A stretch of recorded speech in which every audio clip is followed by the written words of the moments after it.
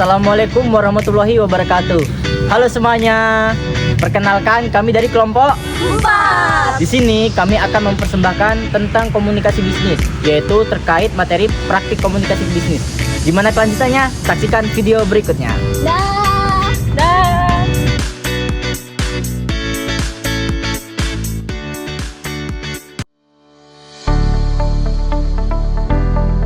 Selamat pagi Reva, terima kasih sudah bergabung di meeting hari ini. Selamat pagi Olin. Iya, sama-sama. Agenda kita hari ini membahas laporan progres kan? Betul, jadi laporan minggu ini sudah saya kirim lewat email. Apakah sudah sempat dibaca? Sudah, menurut saya laporannya jelas. Tapi ada satu bagian yang perlu penjelasan lebih detail. Baik, saya akan jelaskan. Bagian itu sebenarnya menunjukkan perkembangan proyek yang sedikit tertunda karena kendala teknis. Tapi tim sudah menyiapkan solusi. Oh baik, kalau begitu saya paham. Terima kasih penjelasannya. Sama-sama, kalau tidak ada tambahan, meeting kita cukupkan. Nanti saya update lagi di email. Siap, terima kasih. Komunikasi digital adalah proses bertukar informasi dengan memanfaatkan teknologi, misalnya aplikasi WhatsApp atau Zoom. Bentuk komunikasi ini sangat membantu terutama untuk mengkoordinasi jarak jauh. Namun, dalam komunikasi digital, kita perlu menjaga etika seperti menggunakan bahasa yang sopan, hadir tepat waktu, dan menyampaikan pesan dengan jelas.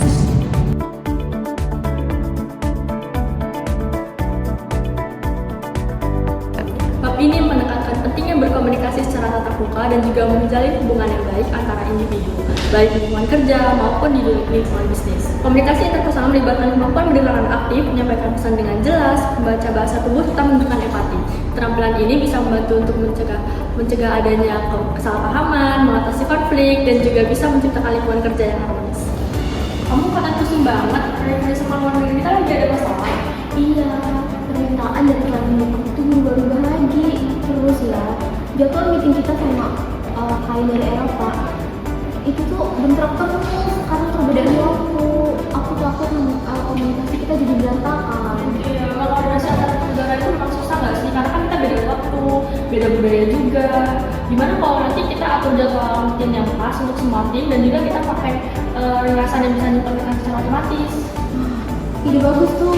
Lagi pula terus ya kayaknya tuh perbedaan bahasa ini jadi hambatan deh. Soalnya di negara kita tuh masih banyak yang belum terlalu lancar bahasa Inggris. Gimana kalau nanti selesai meeting, nanti kita buat notulen singkat yang pakai dua bahasa, ada bahasa Indonesia sama bahasa Inggris gitu, biar semuanya ngerti. Wah, itu membantu banget. Terus ya, kayaknya kita harus ini nggak sih, harus ngerti sama cara kerja mereka. Kayak misalnya gimana cara mereka menyampaikan pendapat. Iya, benar-benar setuju banget. Nanti aku juga bisa bantu bahasa budaya kerja mereka aja gitu, supaya tadi nggak ada miskom gitu sama kita. Wah, terima kasih. Kayaknya beban aku berkurang banget sekarang.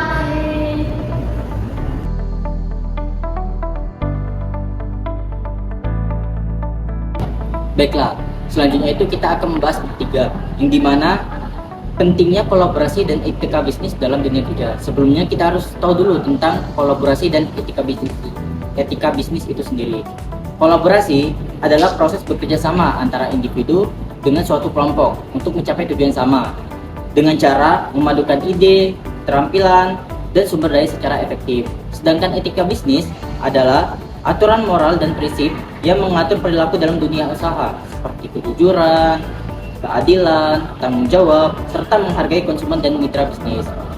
Nah, berikut ada contoh video dari bab 3 ini, yang dimana video tersebut menjelaskan tentang sebuah perusahaan sedang merencanakan proyek kampanye pemasaran produk baru.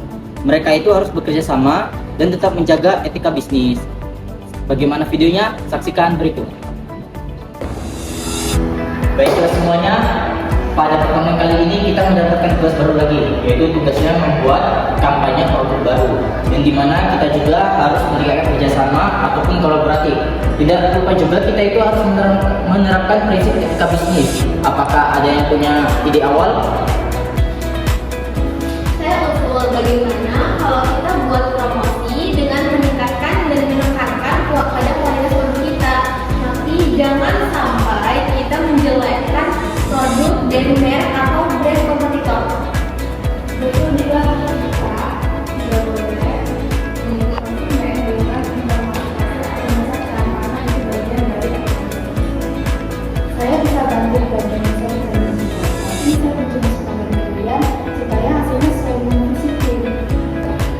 Bagus sekali usulannya. Nah, jadi kolaborasi itu kan artinya saling melengkapi antara satu dengan yang lain. Nah, jadi kita itu harus transparan dari pembagian anggaran dana dan pembagian tugas. Nah, dari sini bagaimana nih pembagian tugasnya? Kalau dari kalian, apakah punya kelebihan di masing-masing suatu bidang? Boleh? Izin Pak, saya bersedia untuk melakukan riset pasar agar kampanye kita ini tepat sasaran. Tapi saya butuh dukungan data nih dari mereka. Bagaimana? Ya, saya akan melakukan data konsumen secara jujur atau manipulasi karena itu bagian dari tanggung jawab kita bisnis. Kalau begitu, saya membuat solusinya agar bisnis itu bisa sesuai dengan kebutuhan. Mantap jiwa.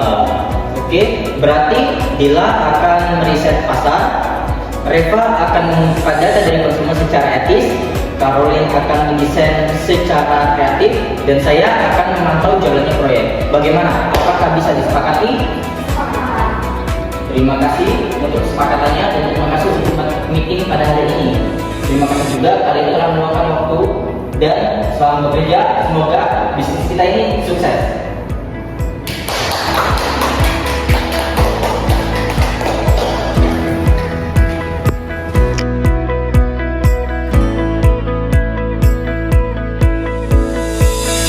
Okay, good morning everyone. Let's discuss the challenges of communication in our global market. What difficulties have you faced? Language barriers are the biggest challenge. Even if we use English, sometimes terms are misunderstood. Yes, and the way we communicate is also different.